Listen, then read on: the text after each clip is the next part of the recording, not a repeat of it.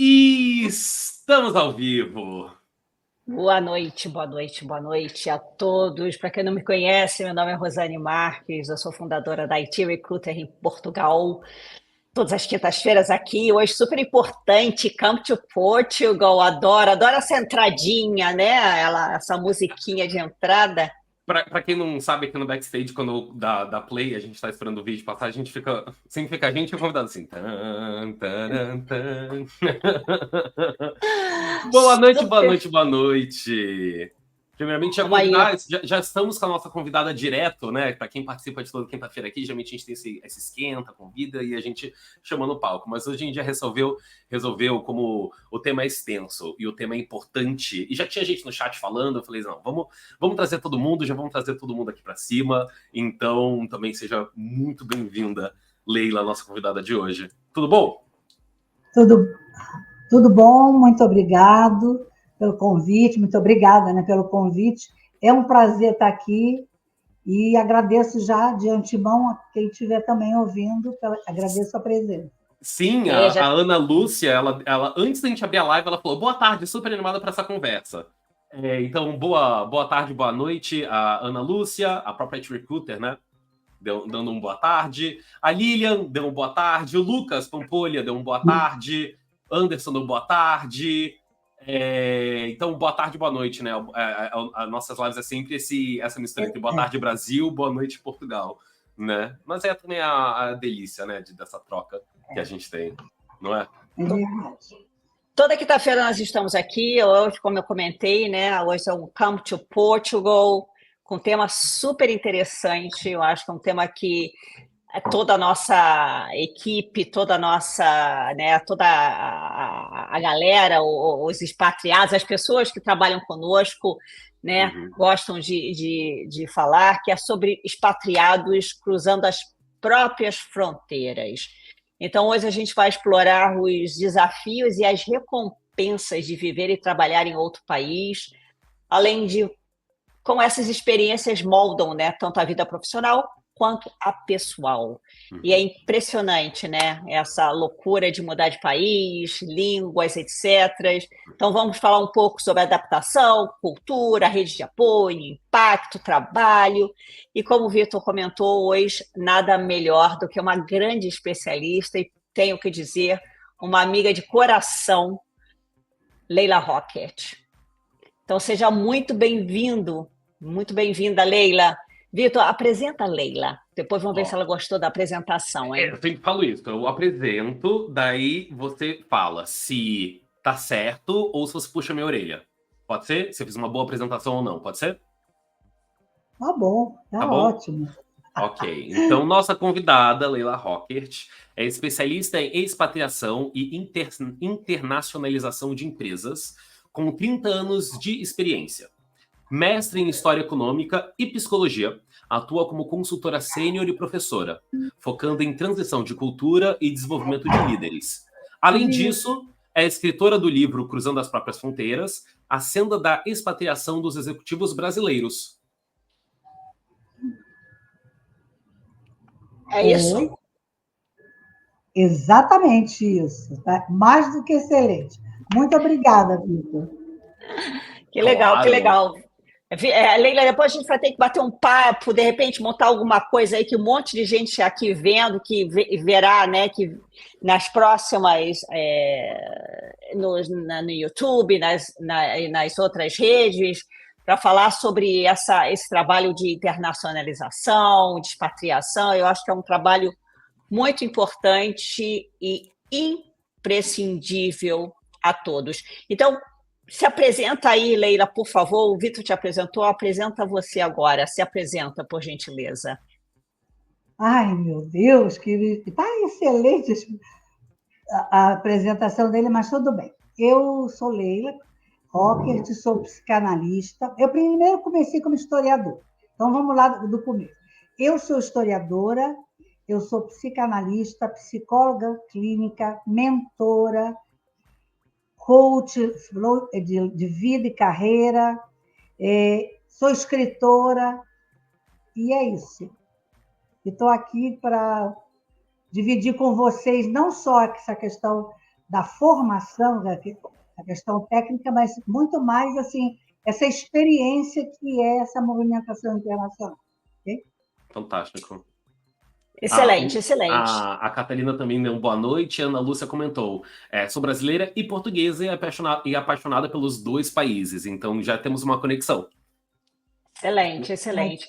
Então vamos começar já nas perguntas, porque eu acho que eu estou sentindo que hoje a coisa vai se estender. Então eu sempre brinco, né? Todas as quintas-feiras eu brinco que eu gosto de sempre começar pelo começo. Só que hoje eu queria começar pelo começo, mas um pouco diferente.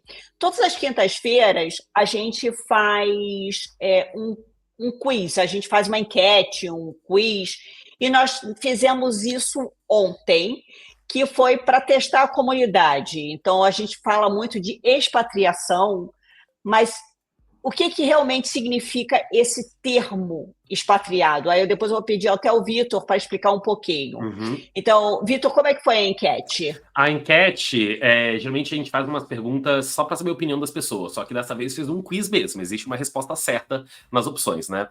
E a pergunta era assim: expatriado significa um profissional que...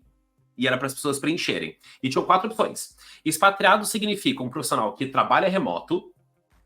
Um expatriado que significa um profissional que foi transferido para outro país.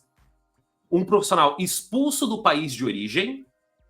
Ou um profissional que abriu mão da identidade. Quem ganhou, Ted? Quem ganhou com 74% dos votos foi transferido para outro país. Um profissional transferido para outro país. Nós tivemos mais 2 aí, né, meio duvidosos. Curiosamente, eu queria compartilhar isso com a Leila, que a segunda mais votada foi 16% dos votos, foi expatriado significa um profissional expulso do país de origem. Então, Leila, para finalmente responder e explicar para todos, conta para a gente, por favor, como se define um expatriado e o que significa cruzar as próprias fronteiras, principalmente quando você fala de desenvolvimento pessoal, de carreira, para um profissional expatriado. O que significa isso, ser um expatriado? Então, é interessante fazer esse alinhamento, porque tem várias possibilidades de... Por exemplo, a expulsão do expatriado de uma pessoa do país, no nosso Aurélio, significa, né, que a pessoa expatriada é alguém que foi banida da pátria. Entretanto, no mundo do trabalho, né, os PETs são profissionais que se deslocam do seu país para outro país, temporariamente, né, com um contrato de trabalho. Esse contrato pode ser renovado ou não, mas ele sai com com a certeza de uma volta, entre aspas. Essa certeza entre aspas. Então, ele sai e como volta. Tem outras mudanças. E esse é um processo que ele ganha forma, tem que pensar nele na lógica do capital. Ele toma forma a partir das guerras mundiais e tem uma aceleração desse processo exatamente quando vem a globalização e gera um conceito de globalismo. Então, o que acontece é que isso virou um movimento multicultural. Então, isso é o processo de expatriação. Diferente, por exemplo, de um processo de imigração, que é quando um profissional emigra do seu país e entra no outro país como imigrante. Então, ele pode ir para morar a vida inteira, ele vai lá para buscar nova vida para ele, conseguir financeiramente, conhecer outras culturas, mas ele, em princípio, ele sai com preparado para ir, para dar certo, para vencer e ficar. Então, essa é a diferença, né? No mundo do trabalho, o expatriado é um profissional que sai de uma planta de uma empresa para outra e vai apoiado por um contrato de trabalho, que o momento vai retornar. Pode renovar várias vezes, mas ele não vai para ficar lá para sempre. Pode até acontecer, e ao longo da conversa a gente pode ir falando dessas diferenças. Então, tá? Na verdade, eu vou culpar o gerente de comunidade da IT Recruiter, porque ele colocou 2 opções em teoria certas. Porque expatriado, segundo Aurélio, é quem foi expulso do país de origem. Mas a nossa pergunta foi relacionada aos expats, né? Os expatriados no sentido do trabalho, né? Então, eu gosto da gente já do começo já entender o que é, os termos, e a gente nivelar todo mundo, né? E é interessante essa fala da expulsão, que em 1992 eu fui expatriada na Malásia. E, chegando lá, eu acabei fundando uma associação de brasileiros. E aí eu coloquei, assim, Associação de Expatriados Brasileiros na Malásia. E, na ocasião, o embaixador, ou melhor, a embaixatriz, né, me chamou e disse assim, ai, Leila, tira essa palavra aí que é de expatriados, deixa só Associação de Brasileiros na Malásia. E aí, isso foi em função exatamente dessa questão do Aurélio, entendeu? Eu vou, inclusive, eu já vou fazer um gancho aqui para a próxima pergunta, que eu já comentou da Malásia, então tem uma parte da sua história. Então, a minha pergunta é mais relacionada à sua história de vida e como você foi relacionada a isso, né? Como você mesma falou, né? Você é psicanalista, mentora, coach, escritora. Conta pra gente como que foi eu sei que, assim, como que foi? Nasci em... Como foi esse processo, assim, de ter várias diferentes frentes e chegar, principalmente, da minha pergunta, levar e te inspirar a escrever o livro Cruzando as Próprias Fronteiras e realmente ter um estudo mais profundo sobre expatriação. Como você diria que foi esse processo, assim, de um jeito amplo? Ok. Na verdade, aconteceu o seguinte. Eu, quando fiz a minha primeira formação, eu sou historiadora.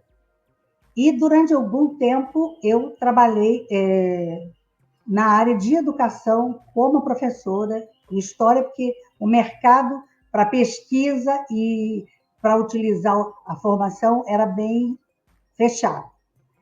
E, então, quando chegou em 1992, aí houve um momento que eu resolvi mudar a minha carreira. E aí eu fui trabalhar, entrei para a empresa, fui trabalhar na área organizacional, e aí eu trabalhava com projetos que se chamava, hoje chama coach e mentoria, naquela época chamava projeto de vida e carreira.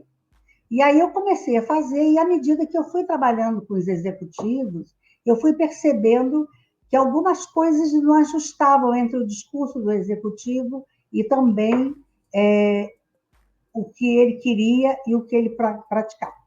E aí eu resolvi fazer uma formação em psicologia, e então entrei para a faculdade de psicologia e fiz isso. Nesse tempo, quando acabei, eu fui fazer um mestrado. E aí eu pensei em trabalhar no mestrado o que eu encontrava nas organizações, que era uma questão que eu começava projetos e aquilo parava. E o que aconteceu? Eu resolvi estudar os mitos. Como os executivos, quais eram os mitos do executivo que impedia o desenvolvimento dos projetos dentro da organização. Nesse tempo, como meu marido é piloto, né, ele foi convidado para voar na Malásia. E aí eu tive que pegar meus filhotes, né, e ir embora com ele, e tranquei essa ideia. Nesse período também, eu cursava uma especialização em psicodrama pela segunda vez, e eu resolvi estudar de lá e vim para apresentar meu projeto final. Então, ao chegar na Malásia, eu encontrei muito sofrimento. Assim como Portugal agora está vivendo essa abertura de entrada de estrangeiros, a Malásia, naquele período, também estava aberta para a entrada de pessoas de outro país. Então, o que aconteceu? Quando eu cheguei lá, e vivia na pele assim, o choque, né, de chegar numa cultura muito diferente. E lembrando aqui um detalhe, naquele período que eu saí daqui, só existia internet nas universidades, no banco. Nós não tínhamos acesso à internet.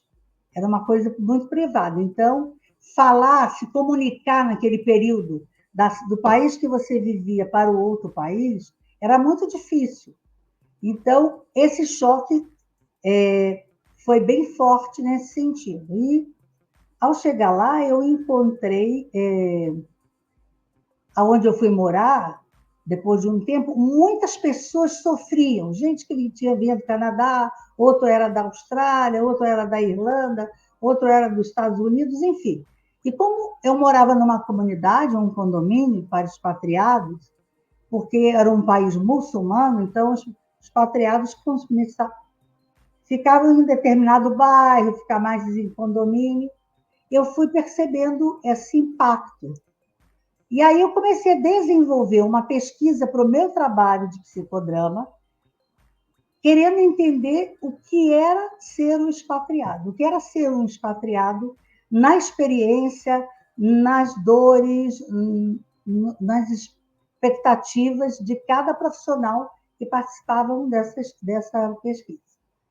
E isso aí foi lindo, foi bom, que na volta, inclusive, me rendeu um livro, que foi em 2000, que se chama Conquistando o Mundo, um guia para quem vai trabalhar e estudar no exterior, aonde, como era muito difícil, por não ter internet, essas trocas que hoje nós temos na internet, eu consolidei ali todas as informações sobre papéis, sobre documentos, sobre como ver a cultura, como identificar uma série de elementos, ok? E aí, voltei para o Brasil e, em 2000, eu lancei esse livro. Aí, fundei essa associação, fiz essas pesquisas na Malásia, e quando eu voltei para o Brasil, o meu foco no mestrado de mito, eu pulei para a expatriação, percebe? Porque, como eu vi tanto sofrimento e eu pude utilizar lá toda a minha experiência clínica, que se fortaleceu, eu simplesmente, quando cheguei aqui, fui para a clínica, voltei para a consultoria que eu já trabalhava, uma consultoria aqui chamada Alba e Berhoft, da Rosa Berhoft, a família toda tem consultoria, e eu comecei, então, a trabalhar e desenvolver projetos para ajudar as organizações a trabalhar, a preparar melhor essas pessoas pelo sofrimento que é. Mas qual a surpresa? Ao chegar no Brasil, as empresas, mesmo sendo multinacional naquele momento, em 1995, eles trabalhavam muito com as pessoas na área que a gente chama hoje de relocation. Então, era um apoio de ver casa, escola para os filhos, achar um professor de português, ver o bairro mais perto. E quando eu falava em cross-cultural management, isso aí era grego. Então, eu demorei a entrar no mercado das empresas, que eles não, aqui mesmo, as multinacionais, não tinham contato direto, usava secretária, que era quem desenvolvia isso. Mas eu acabei fazendo isso e comecei a apoiar as empresas nessa situação, entendeu? De preparar as pessoas e elas irem. E aí eu fui continuando, trabalhando na organização e na clínica, tá? Fazendo o que eu faço até hoje, mentoria, e eu sempre ligada à carreira internacional e foco de preparação, e ajudei em movimentos de internacionalização de empresas, ajudei nos movimentos também de aquisição e fusão, entendeu? É isso. E aí bem interessante. Tá? Sim, é bem interessante. É bem interessante porque você falou palavras-chave, né? A gente também usa a terminologia relocation, e quando a gente pensa em relocation, a gente sempre pensa, né, no visto, na casa, na escola da criança, mas assim, isso precisa ser expandido para a saúde mental também, né? Para o soft skills, saúde mental, porque na maioria das vezes esse é o impacto que mais, o maior impacto, vamos dizer. Então, falando um pouco dessa pesquisa que você fez, né, tanto na Malásia quanto ao voltar para o Brasil, nas empresas, quais são os maiores desafios, Leila, enfrentados pelos executivos brasileiros ao se mudarem para outros países? A expatriação, ela pode impactar a saúde mental e emocional das pessoas? Claro, e muito, né? Bastante. Então, quais são os principais desafios? Primeira coisa que eu digo que é um desafio é essa fala que você fez já na primeira pergunta, que é o que é cruzar as próprias fronteiras, né? Então, o cruzar uma fronteira, ele não significa só cruzar em termos de geopolítico ou um cruzamento de fronteira física. Quando você cruza uma fronteira, você também está atravessando a sua fronteira psíquica e cultural. Então, significa o quê? Todo aquele repertório que você aprendeu e viveu dentro da sua cultura, ele não significa que tem valor. Não estou dizendo que não tem, mas assim, não é valor de valorizar. Ele não vai dar conta quando você chega num outro lugar, numa outra fronteira que tem outros significados e significantes para comportamento, para emoção, para comida, para bebida, para religião. Então, essa cadeia de aprendizado que você herda toda em tua história no seu país, ele pode chegar lá. Eu costumo brincar que é como se fosse o que o Freud falaria no consultório. Assim, o paciente, a gente tem que ser um quadro em branco. É o paciente que vai ter que significar. Fazendo uma analogia, todo esse saber que a gente tem aqui, conhecimento, amizade, culto, isso não garante na hora que você pisa em terra em outro país. Porque você, ao chegar lá, aquela cultura é o quadro em branco. Exatamente por quê? Porque quando você chega lá, tudo é lindo. Porque você está conhecendo as belezas do lugar. Né? Quando você passou o vídeo na abertura, o Vitor, o Algarve, eu tive saudade, porque eu ainda não conhecia esse lado de Portugal. Mas eu tive saudade dos outros que eu conheci.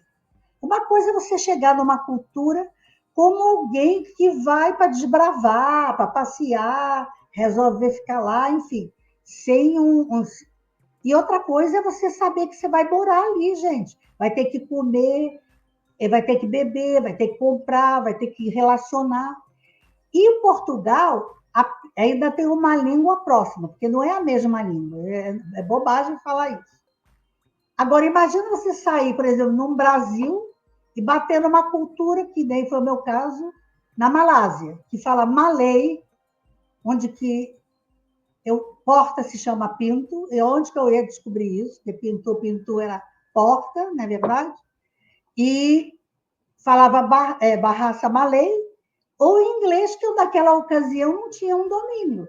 Eu atravessei o mundo com 2 filhos falando, ok, quer não sei o que com pimenta? Ok, eu não sabia, quando chegava não dava para comer, né? Entendeu? Então, assim, são experiências que hoje a gente ri, mas que foram estressantes na hora que estava acontecendo, né? Então, é isso que significa cruzar as fronteiras. Você tem um choque. E dependendo da estrutura do sujeito, psíquica e de percepção, essa pessoa pode sofrer um choque cultural e ali mesmo já morre o processo, né, de expatriação. Ou essa pessoa vai buscar a entender. Então, não é uma simples mudança de entrar no avião e chegar em outro país. É um desafio grande enfrentar os valores da outra cultura, as expectativas que a outra cultura tem em relação às suas vestimentas, ao seu comportamento, aos seus modos, né? Ao respeito, ao tratamento entre si.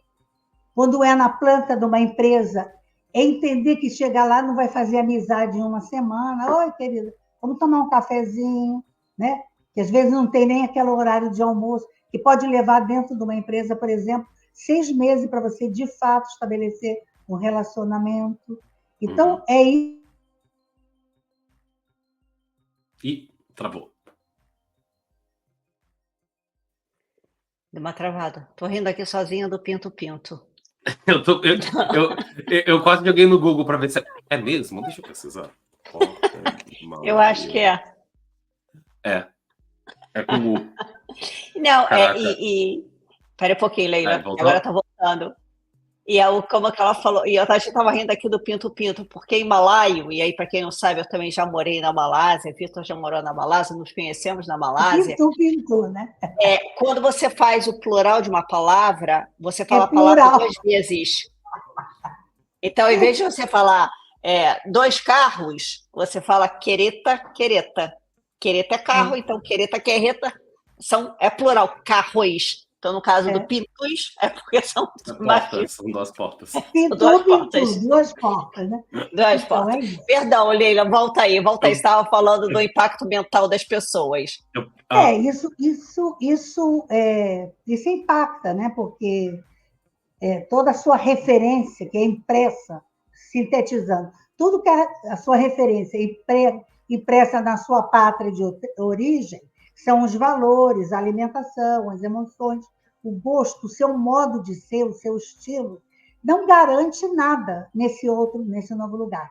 É um desafio, você que tem uma história, de repente você está lá, tchum. E aí, acordei no outro dia, e agora, né?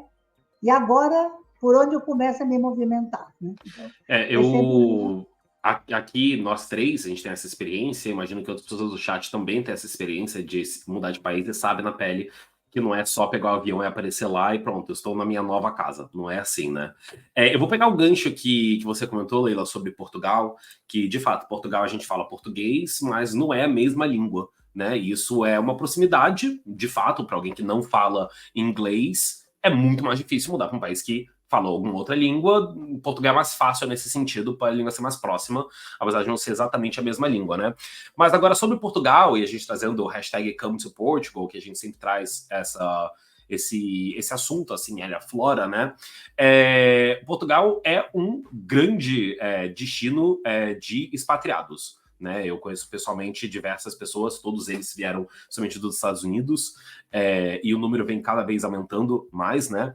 Mas um pedido, na sua opinião, assim, você tem uma experiência em relação a Portugal como uma experiência diferente do seu trabalho? Por exemplo, você afirma que Portugal é um destino para muitos expatriados, ou não necessariamente? Você acha que Portugal, ou esse processo, tanto financeiramente quanto emocionalmente, pode ser diferente por ser Portugal? Ou você acredita que independe do destino do expatriado? Eu acho que é independente. Independe do destino. Como nem eu falei, na Malásia, quando eu cheguei, era um movimento grande de expatriação de estrangeiros lá dentro. Né? Portugal também, ao abrir as portas, né, melhorar essa relação, essa abertura, ele propicia entrada de pessoas de diversos lugares. E essa experiência é difícil, não só para nós brasileiros, como para outras pessoas também. Porque é aquilo que eu falei, você tem que mudar, é um conjunto de vínculos que você tem que deixar para trás, de amigo, de educação, de pessoas, de família. Então, a pessoa vai chegar num lugar, é novo para ela. E aí, puxando aqui para os brasileiros, que eu sou brasileira, nós temos uma fantasia no imaginário, vou chamar de imaginário, a ideia de que é Portugal. Essa é a minha percepção. De eu chegar em Portugal, como fala português, então vai dar tudo certo, e eu vou conseguir fazer logo um bom relacionamento. E isso não é real, entendeu? Isso não é real. Então, isso mina as expectativas, eu acho também, da pessoa que vai, já de cara, que começa a lidar com a dificuldade. Se ela não olhou para a cultura antes de ir, né, que nem eu falei, ter minimamente uma ideia de como funciona, quais os comportamentos esperados, né, qual é o dinheiro. Você chega, quero comprar em 3, 4 vezes, quero fazer crediário. Isso não tem, entende? Então, Aí que a pessoa que se não se preparou, que não é o caso, por exemplo, as empresas hoje oferecem, né, esse cross-culture, tem esse relocation, dá o mínimo, não pode não ser o suficiente, mas já dá. Agora, quem sai com a cara e a coragem e migra, eu imagino que dá muito sofrimento. E pelo que eu tenho lido, tem dado muito, muito retorno também, né? Uhum. De pessoas que foram e a coisa gastou o dinheiro, mudou a vida, fechou tudo e depois não deu certo, né? Voltou. A Ana Lúcia acabou de comentar aqui no chat que é muito, muito, muito verdade, né? Uma coisa é conhecer um local. Deixa eu até colocar aqui. Uma coisa é conhecer um local a passeio como turista, outra coisa é morar lá. Acho que isso falta clareza para muita gente, com certeza.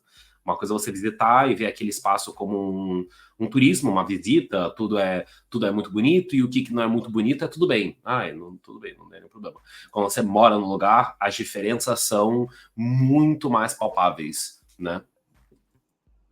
Agora, por outro lado, quando a gente pensa em expatriado, né, também, e mesmo que é que a expatriação ele é um aprendizado e é uma abertura de mindset muito grande para os executivos, né?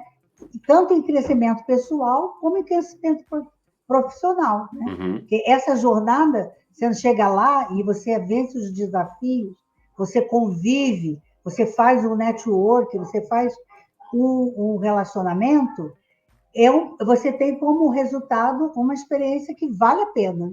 Eu acho que vale a pena muito. Né? Eu acho que a gente está falando aqui, né, das dificuldades. Porque a nossa pergunta foi, principalmente os desafios, as dificuldades. E elas existem, e elas sempre vão existir, né? Mas existe todo um outro lado que a gente também tem que colocar luz, que é a beleza que é morar em outro país e viver outra. Não é só ver outra cultura, mas é viver uma outra cultura, os aprendizados de detalhes mesmo, a comida, a vestimenta, a língua, como é que se fala? A temperatura, É toda a arquitetura, né? É tudo toda isso, uma né? arquitetura. Então, existe toda uma beleza de aprendizado sensível, emocional e aprendizado profissional e pessoal de uma mudança de país que é incrível e que, assim, eu acho, da minha cabeça agora, não tem nenhum outro jeito de você ter essa experiência senão mudando de fato de país. Não tem como você...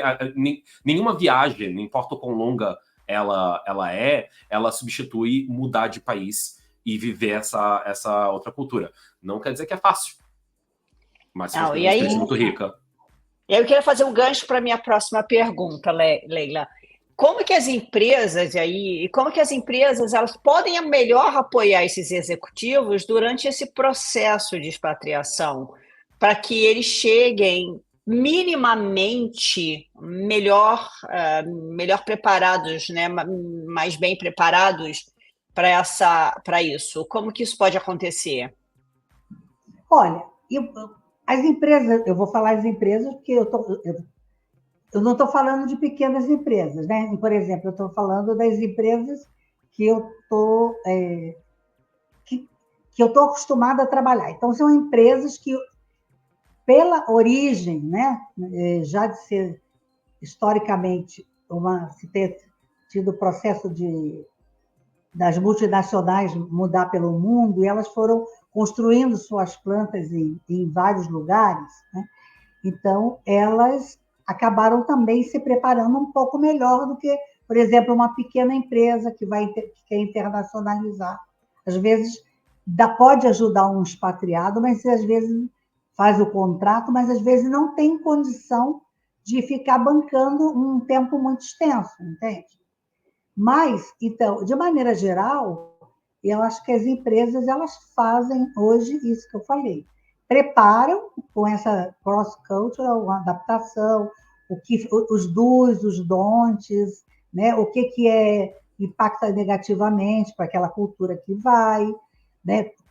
Em relação à família também, porque nos meus trabalhos eu preparava não só o profissional, como a família, na família no sentido da esposa. Então, qual é a diferença, né, disso? Sempre pode melhorar sabendo o seguinte: se é o profissional que vai, ele já vai com um projeto que é dele. Mas se a esposa tem que largar um trabalho e vai para lá, se ela não vai trabalhar porque tem filho pequeno, eu acho que minimamente é preciso também dar a essa esposa não só a ideia da cultura, mas como apoiar essa esposa para que ela possa usar esse período que está em um outro país, se preparando, ou estudando, ou se apropriando de alguma coisa aí, para que ela, no retorno, também possa ter uma preparação na volta para também ganhar alguma coisa.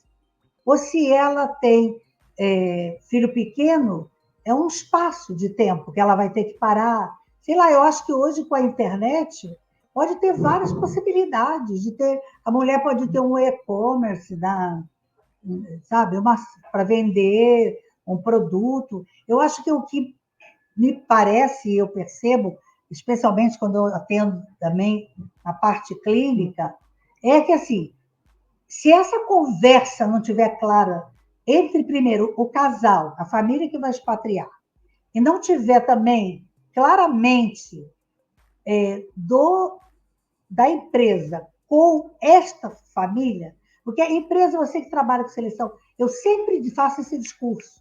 A empresa, quando contrata alguém, não está contratando só a pessoa, está contratando, já na seleção, está contratando a família. Então, não dá para separar. Essa aí é do imaginário. Então, preparar a família que vai junto, se os filhos são grandes, pode preparar os filhos, mas se são pequenos, mas precisa ter essa conversa, precisa ter esse levantamento para essas esposas da expectativa, porque senão acontece ainda, que todo mundo imagina que ao ter diminuído essa distância, que toda a expatriação vai dar certo, e não dá. Então, às vezes é a família que não se adapta, então há um fracasso na expatriação.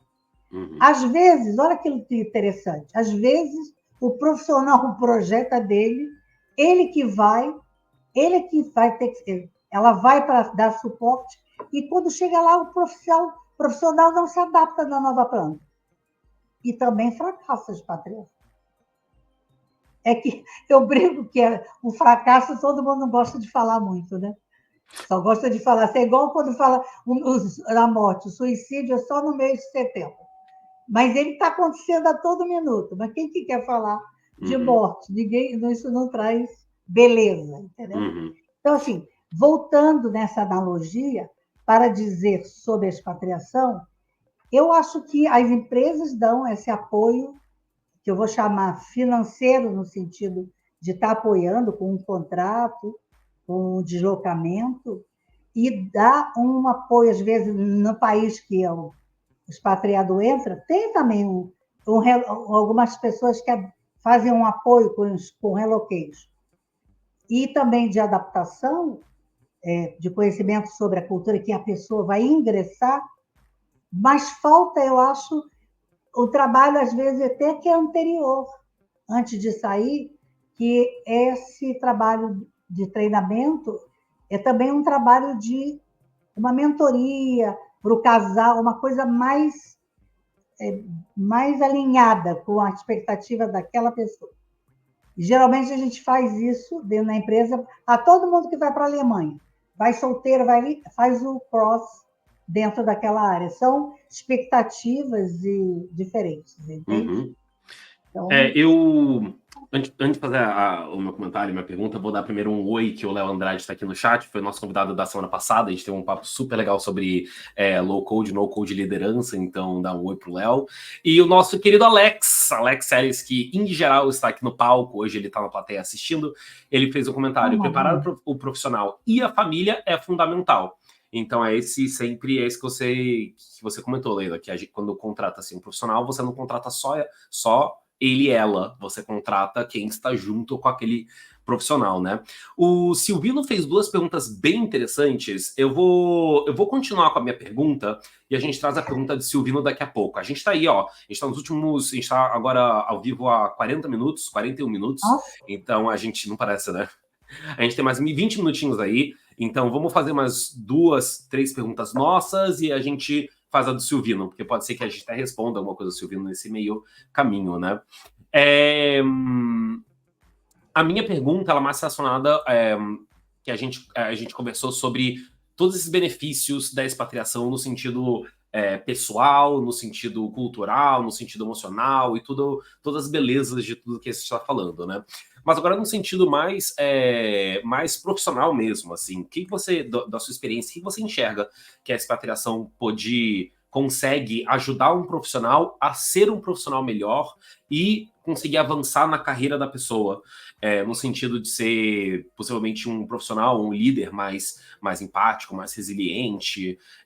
Qual a sua experiência em relação a isso na ajuda, no enriquecimento de carreira de profissionais expatriados? Fiz essa frase agora, ficou boa. Ok. Como você falou dessa questão de diminuição, o assunto é vasto, realmente precisa de tempo. Não é uma que a gente poderia já marcar a parte 2, parte 3, né? Só se for muito objetivo, também se muito objetivo fica muito no plano da racionalidade. Tá certíssimo. Entendeu? Então, assim, pensando na expatriação, é um processo que, como entrante numa cultura nova, tem um impacto, e ele pode ser vários, e também é diferente para diferentes pessoas, porque tem muito a ver com a constituição psíquica, com abertura de percepção em relação ao mundo, a culturas, são coisas que ajudam e facilitam. Mas tem muito a ver com questões emocionais, que é isso que eu queria dizer da última fala, que às vezes até o próprio expatriado, que é um projeto de carreira dele, e chega ele que não dá certo, a família se adapta. Então, isso faltou alguma coisa, a empresa não deu? Não, gente, isso é uma construção psíquica daquele expatriado. Então, não dá também para você... Hoje já tem recursos para poder pensar a seleção, mas você não pode dizer se, por exemplo, se eu pego a Rosane, ou você se botar lá na Índia, que a tua construção psíquica vai se dar bem ali, entendeu? Então, eu acho que tem essa individualidade. Mas, de maneira geral, é um processo que mobiliza o impacto. No começo, eu diria que os 3 primeiros meses, até hoje, eu acho 4 meses, é tudo muito novo. Então, para quem está acompanhando o Lindo, é como se estivesse fazendo uma viagem. Mas existe um momento desse processo que a pessoa já acabou de visitar, de ir ali, de ir aqui, ver isso, achar o novo, tem que voltar para a vida real, e esse dia a dia pega em relação a filhos, pega em relação ao marido, pega em relação à esposa, porque cada um está no seu processo personalizado de adaptação, e aí começam a surgir alguns problemas. Então, isso mas ao vencer essas dificuldades, esses impactos que traz, que é a diferença na alimentação, no modo de agir, nos relacionamentos, na criação dos vínculos na nova cultura, vencido isso, e se a pessoa fica até o final do contrato, é um ganho imenso em multiculturalidade, porque cria um networking, conhece outras pessoas da empresa, se prepara em relação de competências, cria resiliência, cria competências outras que, às vezes, ao sair não tinha, ou reforça essas competências.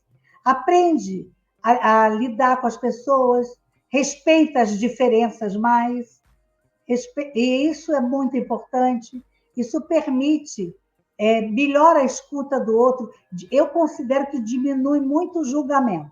Sai com um padrão de julgamento, sempre achando que o outro está errado, o outro está certo, e a partir de uma experiência dessa, a pessoa se torna resiliente, entendeu? Eu costumo separar, então tem ganhos para o expatriado, tem ganhos para a família,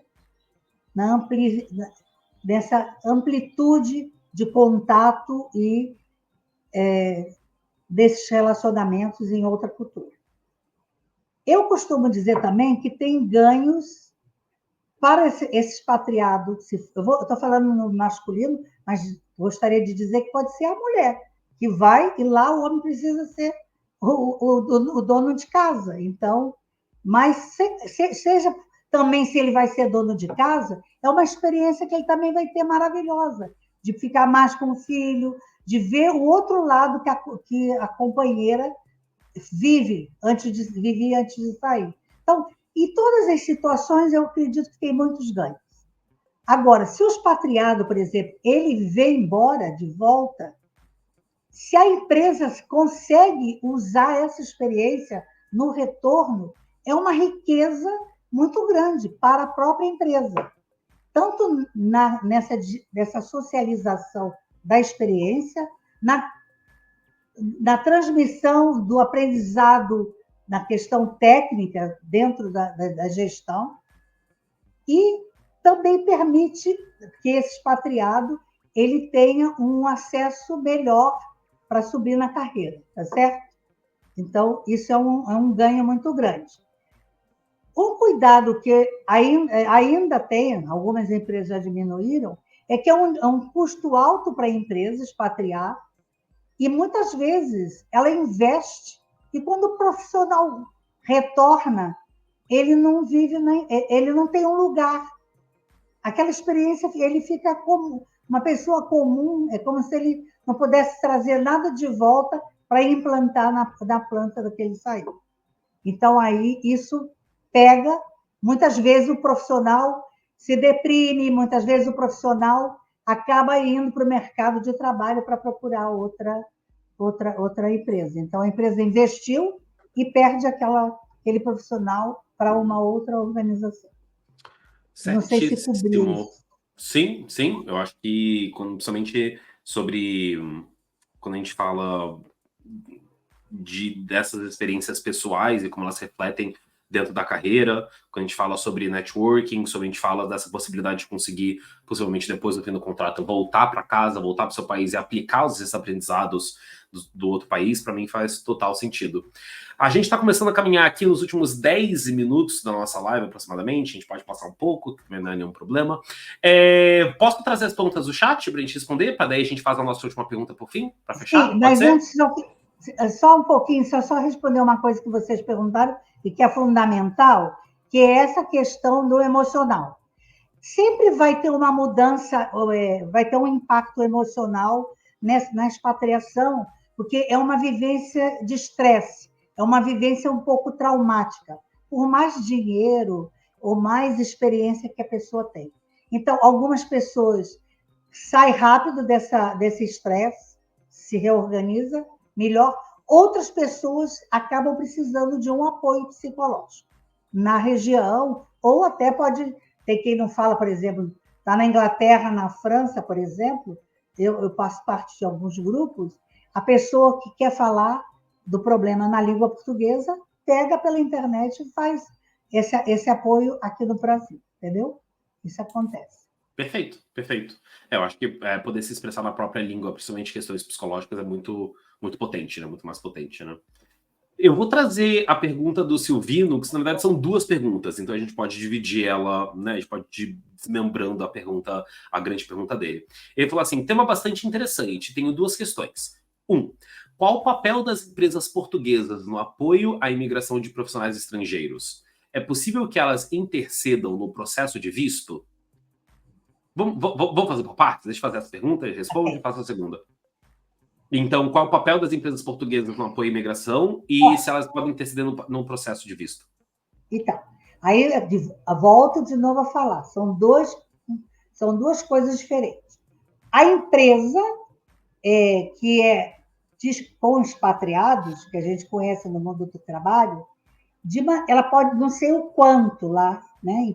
Vamos supor, aí em Portugal, elas atuam. Mas, de maneira geral, quando é uma empresa que está recebendo, ela tem um mínimo de apoio, que é orientar onde melhorar, onde melhor morar, um apoio onde escrever a pessoa, os filhos na escola, um apoio dos colegas na planta para receber. É um apoio, mas não conheço como um apoio profundo. Acho que tem que melhorar muito, eu acho. não só Portugal, como outros lugares também. Eu costumo brincar, assim, é preciso fazer um onboard, quando chega. Mesmo, por exemplo, eu faço daqui para algumas empresas. Então, eu faço lá no local. Os primeiros 90 dias, eu acho fundamental, não é todo dia, toda hora, mas ter um apoio assim, de 15 dias, né? Para ajudar essas pessoas, criar uma rede de apoio, para ajudar essas pessoas nos primeiros momentos que angustia muito e traz essa questão da ansiedade, e aí dá um certo... Fica tudo muito num looping na vida das pessoas, entende? Então, esse é um processo para empresas de expatriados. Para os imigrantes, só rapidamente, para os imigrantes, eu não tenho conhecimento que elas fazem. Seria importante também, eu acho que o imigrante, só para falar, é um capítulo à parte, porque eu acho que o processo da imigração, pela minha experiência, como historiadora, trabalhando em núcleos de migração, congressos, etc., e ele já começa, a imigração já é falha, porque o profissional mesmo que vai para tentar, ele não busca essa compreensão, eu já falei isso em algum momento. Ele acha que é só pegar o visto, pegar o avião, botar um pouco de dinheiro e ir, e não é. Então, é um processo que, se não saiu do Brasil, vou usar o Brasil porque é a referência, tem que procurar uma mentoria nesse sentido, para preparar para sair do país, né? Existe uma gestão que a gente chama gestão de mudança e a gestão da cultura. É o mínimo que ele tem que sair, o imigrante dominando a gestão da cultura e a gestão da mudança. E, mesmo assim, como os expatriados, eles também vão ter desafio. Então, eu acredito que, se está num problema, que está gastando dinheiro, está acabando e nada não aconteceu, tem que buscar uma mentoria também.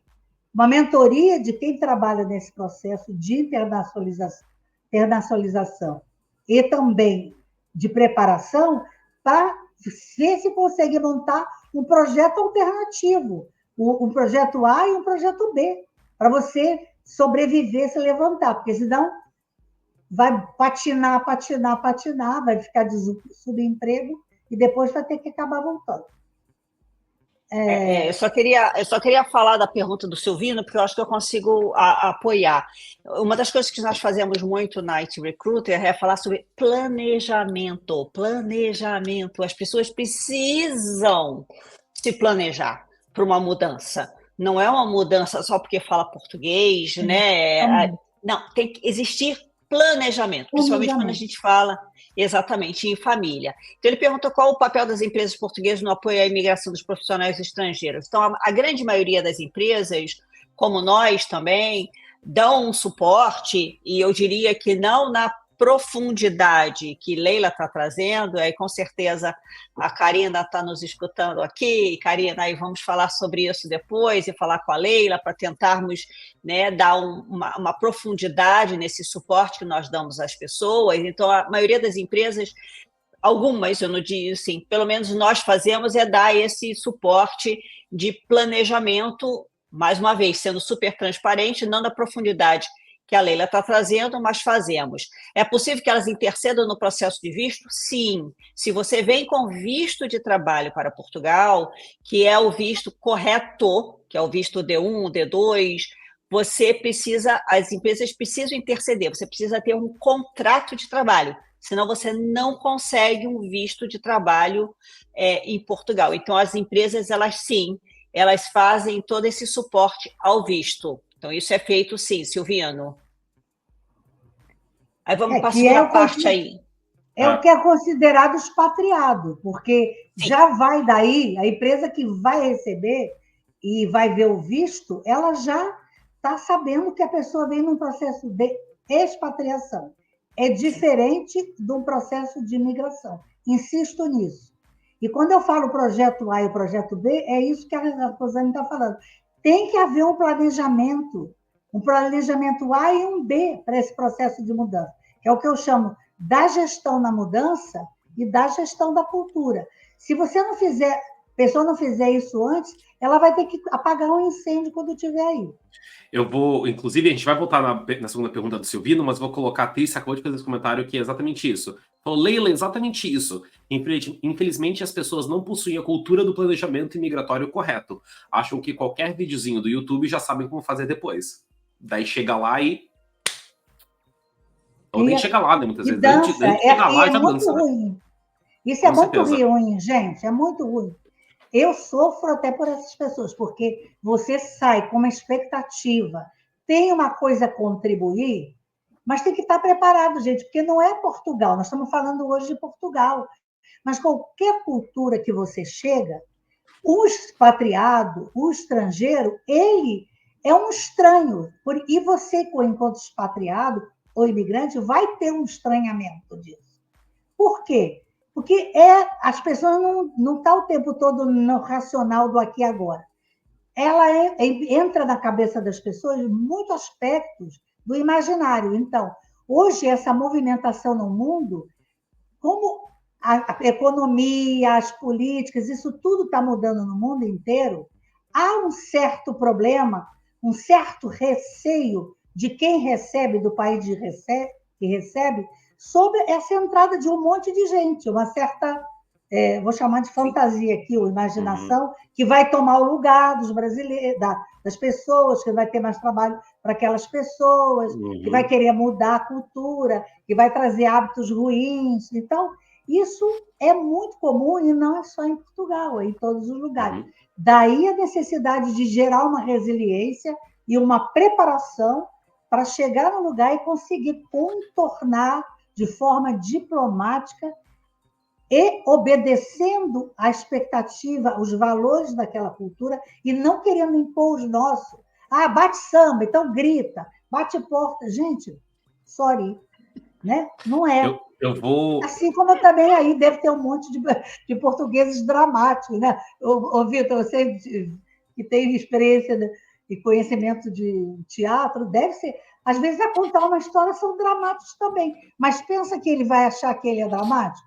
Ele vai achar que o brasileiro, ou sei lá, o republicano, ou o americano, eles são exagerados. É um pouco isso, né? Eu vou já ligar, inclusive, voltar para a segunda pergunta do Silvino, que eu acho que tem a ver com isso, dessa ajuda. A segunda pergunta dele é: 2. Quais organizações ou comunidades de expatriados podem oferecer suporte durante o processo de visto e adaptação? Ele colocou em Portugal, especificamente. A gente pode, se a gente não souber especificamente, a gente pode falar de um jeito geral, inclusive... não, mas a pergunta que eu te faço, quando ele fala em Portugal, é uma expatriação, uma adaptação específica para Portugal, ou ele está falando uma adaptação, um processo de visto dentro do país já, Portugal? Eu não sei, mas eu diria que é o processo de visto e adaptação em Portugal. Pode ser um processo que acontece no Brasil e ajuda a pessoa a se adaptar. Não sei. Tá ótimo. É uma pergunta mais ampla, né? É bem específico, eu não sei se a gente tem muito que... Tem? Não, eu só ia dizer que existem, obviamente, inúmeras comunidades, né, de expatriados que dão suporte, entre aspas, né, falam de suas experiências, algumas boas, outras ruins, ou pessoas que te levam por caminhos que não deveriam levar, né? Temos vários casos aí de pessoas que vendem problemas, né, né, como é que chama? Qual que é a terminologia? Você vende problema para pagar uma solução, você vende para uma solução para, né? Então, ou você tem consultorias especializadas, como é o caso da Leila. Então, eu acho que tem de tudo, né? Fala aí você, Leila. Não, é isso mesmo. E aí que é uma verdade isso que ela está falando. Toda experiência é boa. Então, só o que faz uma experiência ser ruim é quando você vai sem ter um preparo ou não sabe para que está indo, o que vai enfrentar. O planejamento exatamente cobre essa função, um plano. É de pensar minimamente quais são as dificuldades que vai ter que enfrentar para já se preparar para lidar com elas. Mas eu penso em Portugal, é um país lindo, é um país com comidas maravilhosas, né? É um povo simpático, tem músicas bonitas, tem muito a ver conosco. Então, é a maneira, né, também. Podem ser pessoas mais fechadas. Agora, também viajar para o mundo, esperando que vai chegar lá e vai encontrar um Brasil. Isso eu vejo, às vezes, alguma pessoa falar: eu estava na planta trabalhando, nossa, estou lá já tem um mês. Mal a pessoa fala bom dia, boa tarde. É um processo de cada lugar. De cada lugar, e não é só o lugar, é de cada colega. Tem pessoas mais extrovertidas, tem pessoas mais introvertidas, e é esse respeito e é essa movimentação dentro do tempo que se tem de cada um é que a gente tem que ganhar resiliência para poder esperar e ir como um diplomata, né? É assim a relação, é uma diplomacia. Perfeito. A atriz até voltou a comentar depois. Ela falou assim: empresas grandes, como multinacionais ou empresas bem estruturadas, colocam uma assessoria especializada para o serviço de expatriado. E ela também completou: isso tem que ser pensado de forma global. Estamos falando de Portugal, que hoje, inclusive, está o caos migratório por causa do alto volume de vistos e opções. Mas a mobilidade global hoje é uma realidade e temos que lembrar sempre que cada país tem a sua cultura e regras. Então, estamos alinhados, né? E em cima disso que a Trícia falou, só para fechar, claro, essa discussão, né, que a adaptação do processo da expatriação, que são as pessoas, é um fator chave em toda a movimentação. Então, isso já não é uma coisa aqui e agora, já vem, mas as empresas também têm. Outra coisa que é importante, não necessariamente a expectativa do expatriado ou o objetivo do expatriado está casado com o objetivo da empresa. Lé do engano. Uhum. O expatriado geralmente tem um objetivo e a empresa tem outro. E a grande questão da empresa, que eu posso dizer, é de disseminar a cultura deles, a forma de planejar, né, os valores dele, porque é isso que forma um grande conglomerado. Então, essas empresas multinacionais, elas estão em primeiro lugar porque está envolvido mais com questões políticas e econômicas, disseminar o modo operandi daquela empresa para que se fortaleça naquela região. Por isso que precisa ser visto na ótica do capital. Perfeito. Eu vou na última pergunta do chat, antes da gente fazer a nossa última pergunta, pode ser? Caminhando agora para os finalmente. O Júlio fez uma pergunta que é um tema que sempre volta toda a live. Talvez seja agora um momento mais de brainstorm aí, para a gente pensar no futuro, que eu acho que ninguém vai talvez ter a resposta certa, né? Mas ele fez a pergunta assim: Leila, você vê alguma ajuda da tecnologia, como a IA, por exemplo, na ajuda do expatriado nesses desafios? Olha, eu vejo, sim, mas mas vou ter que falar. Porque eu acho que a IA vai ajudar de muitas formas positivas, como também pode ter coisas negativas, mas não vou entrar nesse aspecto. Eu acho que pode ser uma ajuda, né? Entretanto, o que eu penso, e eu sou historiadora, vou falar isso para não achar que é coisa de psicólogo. Eu sou historiadora, eu também fiz propaganda em marketing, eu fiz 1000 formações.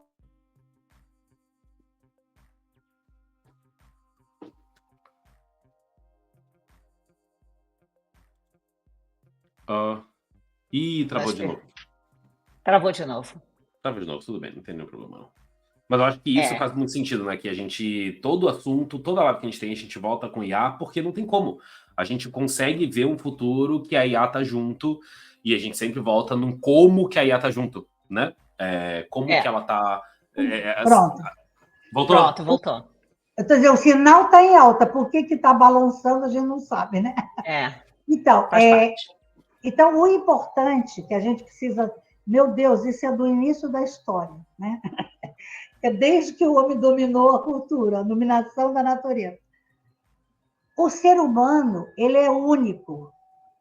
Algumas coisas, alguns comportamentos são iguais, mas as causas, as motivações, a estrutura de resiliência, as competências, elas são próprias, entendeu? Então, a grande questão que eu vejo e um desafio para as empresas apoiar, é que elas têm que fazer uma linha que ajude. mas ela não tem como verificar a individualidade de cada profissional, de cada família. Isso só é possível através de mentorias. Então, o que eu vejo, quando o Júlio faz essa pergunta da tecnologia, pode sim, vai poder ajudar muito, mas o importante, é isso que eu quero falar, vai ajudar muito no nível da racionalidade. Só que quando chega no local, quando o estresse dá, quando mobiliza a estrutura psíquica da pessoa, aí é só Papai do Céu que eu vou brincar. Porque, às vezes, a própria pessoa, existe um lado da gente, isso a gente já via há muito tempo atrás, não trabalhava com a empresa, naquela famosa janela de jornal. Existe um lado nosso que nós mesmos não conhecemos. E quando a pessoa vai fazer um processo, por exemplo, na clínica, nós estamos falando de outra coisa, ela vai exatamente, né, para isso. Então, o autodesenvolvimento não é só essa parte, vamos falar da consciência, da lógica. Isso só não dá conta, entende? Uhum. Mas não sei se isso fecha o que o Júlio pegou, mas só para dizer para o Júlio, vai ajudar muito no nível da consciência, no nível da razão, mas ele não vai garantir essa questão do impacto sobre a estrutura psíquica e da saúde mental do sujeito. É isso. Perfeito. Bom, eu tenho a última pergunta para a gente finalizar aqui. Agradecer a todo mundo que está aqui até agora com a gente, mesmo passando um pouco do horário. Então, muito, muito, muito obrigado. É uma última pergunta clássica das nossas lives, que é sempre uma aproximação com o chat, um pensamento do futuro, né? Então, Leila, qual você diria que seria ou deveria ser o primeiro passo para alguém que, por exemplo, está aqui no chat, está ouvindo, para alguém que seriamente pensa em se tornar um expatriado? Qual o primeiro passo que a pessoa deveria tomar, tanto no sentido, né, prático, talvez, ou até no sentido mental, né? Que passo é esse? Eu abriria até não só expatriado, mas como você fez a distinção entre expatriado e imigrante, Perfeito. eu botaria as duas coisas juntas. Perfeito. É bom. Quero sair do país, quero sair do Brasil.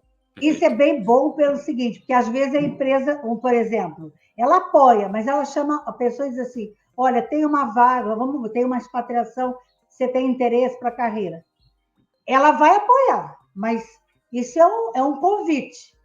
Assim como a pessoa que é imigrante, ela sente um chamado, ela sente um convite para emigrar. Agora, o primeiro passo é o seguinte, eu diria assim, fazer esse planejamento. Qual o primeiro passo para o planejamento? Você precisa entender se aquele é um momento adequado de vida no contexto familiar para realizar essa mudança, né? Para sair do seu país. É o primeiro análise. Você tem que conversar com o seu parceiro, analisar do que esse parceiro tem que abrir mão.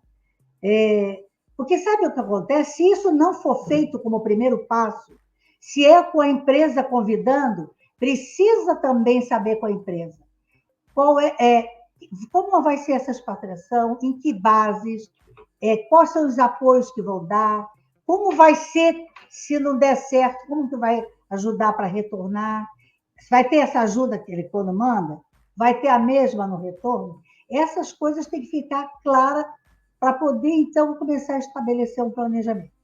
Então, eu digo isso, é um bom planejamento, entendendo, em primeiro lugar, se o seu momento pessoal combina com o da família. Porque, senão, um vai para agradar o outro e eu lá da Malásia, assisti bastante e atendi bastante processo de separação.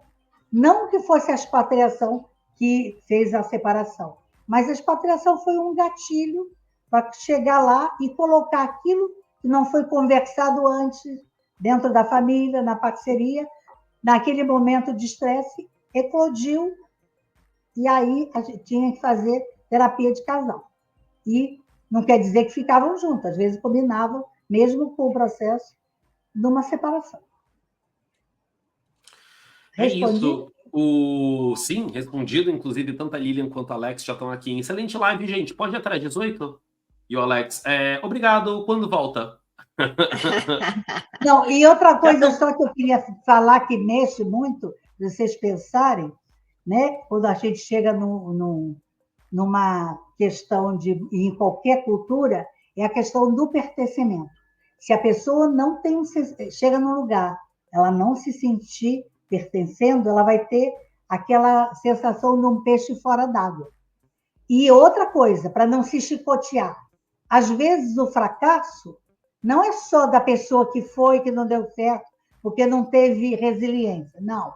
É preciso levantar aqui também que a cultura que recepciona uma expatriação, uma imigração, ela tem uma forte responsabilidade no processo de adaptação da pessoa.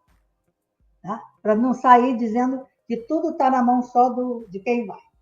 Então, as culturas que recebem, tem várias teorias, e se alguém tiver interesse, nesse meu livro mesmo, do Cruzando as Fronteiras, aliás, que eu vou mostrar, porque eu não mostrei, tão bonita a capa, né? E aqui, inclusive, a Ana comentou lá em cima, que eu não peguei, eu vou pegar agora. Ela falou assim: olha que a Leila tem 2 livros sobre o tema. 1, Conquistando o Mundo, guia para quem vai estudar ou trabalhar no exterior. E 2, Cruzando as Próprias Fronteiras. Ok. Obrigado, Ana, por você me lembrar. Exatamente. O primeiro foi a pesquisa feita na Malásia, e que aí ficou um guia, por isso que é o nome, um guia. A pessoa pega ali, o tempo passou, o tempo mudou, mas tem muitos problemas que são os mesmos.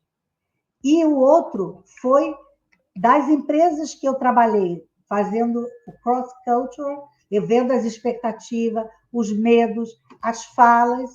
Eu fiz a minha dissertação de mestrado e agora, no ano passado, eu lancei, porque aí eu tirei do formato acadêmico, né, e trouxe para uma linguagem mais social, mais palatável, digamos assim. Limpei toda aquela coisa de mostrar. E aqui, dentro desse livro, vai falar sobre isso.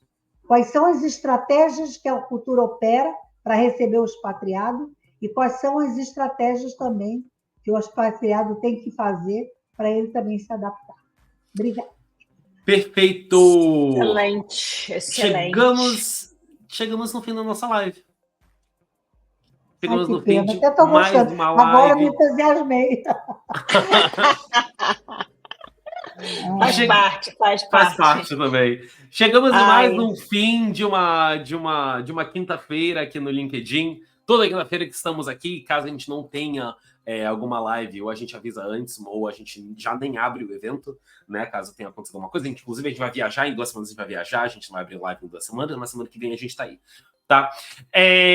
Eu quero primeiro agradecer todo mundo que está no chat. Eu quero agradecer a todo mundo que participou, que conversou, que trocou ideia com a gente. É sempre mais gostoso quando as pessoas comentam, se discordam, se concordam, se traz outro tema, se levantam uma opinião. A gente sempre gosta quando o chat conversa com a gente. Então, muito obrigado a todo mundo que participou hoje, todo mundo que assistiu com a gente. Mesmo as pessoas que talvez não conseguiram participar digitando, mas estão aí ouvindo. Obrigado, pessoa que está ouvindo e não conseguiu dar uma boa noite. A gente já te agradece mesmo assim. Eu também quero agradecer a minha companheira de palco, que em geral, raramente estamos aí, né? Geralmente é ou sozinho, ou eu tô com a Alex, ou a Rosane com a Alex. Hoje é uma formação nova. Então, quero agradecer a divisão de palco, né? E, por último, claro, eu quero deixar a última palavra para você, Leila. Eu quero te agradecer a presença aqui, por ter aceitado o nosso convite, por ter Muito vindo obrigada. para cá. E eu vou deixar a última palavra, eu ainda vou dar o finalzinho, né? Só falar aqui que a gente está aqui toda semana, mas vou deixar agora aí a última palavra com você, Leila, por favor. E também adicione nessa última palavra onde as pessoas podem te achar, como que elas podem utilizar do seu serviço que você fornece, por favor. Bom, em primeiro lugar, quero agradecer a vocês, foi muito bom, é sempre bom essa conversa que exercita o intelectual da gente e o emocional, né? Que revivi de alguma maneira esse período da Malásia. E queria dizer também, muito obrigada para quem colocou o seu tempo aqui à disposição. E gostaria de dizer uma coisa a vocês, gente. Expatriar ou emigrar é um gasto de energia. Exige muita energia da gente. Mas é alguma coisa que vale muito, mas muito, muito a pena. Quem puder viver uma experiência de morar por um período, ou mudar e conseguir vencer na outra cultura, deve aproveitar. Isso faz toda a diferença na alma humana. É isso que eu acho. Faz uma diferença para a nossa alma. E isso é muito rico e isso é tudo de bom. É bom para nós, aproxima os casais, as famílias, os filhos. Essa é uma experiência que eu não tenho palavras para dizer. Então, eu agradeço todo mundo. Se alguém precisar de mim, eu tenho um LinkedIn, não sei se tem vocês como colocar aí para mim, né? Eu tenho o Instagram também, Leila Rockert PC Oficial, né? E meu telefone, você pode botar aí 11, né? Aqui, eu acho que aqui não sei se as pessoas não têm acesso para mim. É 11 996 03 3505. Então, se alguém tiver um interesse, me liga, eu passo esses contatos do Instagram, LinkedIn, eu também estou, e estou aberto para a gente fazer uma troca. Muito obrigada, Leila. Muito, muito obrigada mesmo. Super feliz com essa nossa conversa. Pronto, eu consegui agora colocar o número. Botou. E põe o LinkedIn também, por favor, Vitor. Então, se alguém quiser ir o apoio da Leila, admiro muito a profissional que ela é, super competente, desde historiadora a marketing, é uma super mulher. Então, meus parabéns aí por tudo, pela sua trajetória, parabéns pelos livros. O segundo eu ainda não li, vou comprar para ler, não li o segundo ainda, mas o farei. Me manda que eu te mando. Vou te mandar o do Enneagrama também.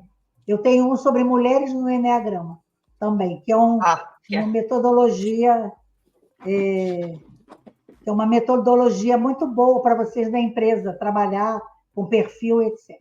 Tá bom? Ótimo, faremos isso. Muito obrigada. A Trícia também falou, parabéns, foi super interessante, adorei. Parabéns, Leila, super beijo. A Lila falou, foi excelente mesmo, um ponto de vista mais humano. Isso é muito legal, né? E outra também falou, parabéns, Leila, excelente. Então, é isso, gente. Muito, muito, muito obrigado. Todo mundo participou aqui. Muito obrigado, Leila, por estar aqui com a gente. Lembrando, na espera de outras. Da próxima vez eu vou vir com um vinhozinho, entendeu? É muito bom. Nós três com um vinhozinho. Aquece os corações. Quem sabe? A gente convida com certeza. Que as pessoas venham com vinho para a gente conversar mais pelo chat. Assim que é bom. Okay? Com certeza. Lembrando, gente, estamos aqui... Muito obrigada. Muito bom, muito bom. Estamos aqui toda quinta-feira, às 4 horas do Brasil, 20 horas de Portugal. Por enquanto, pode ser que a gente volte no nosso horário anterior, a gente vai conversar sobre isso ainda. Estamos aqui quinta-feira que vem, 4 horas do Brasil, 20 de Portugal. Fiquem atentos, siga a IT Recruiter também, que a gente convida vocês direto por lá. Podem me chamar por conexão, então chamar a Rosane e, por favor, a Leila também. Meninos, eu vou baixar nessa cidade aí, que estou vendo que estão precisando de muita ajuda. Vamos? Venham. Tá bom, beijo. Gente, é isso. Um beijo. Tchau, tchau. Tchau, beijo. Tchau, beijo.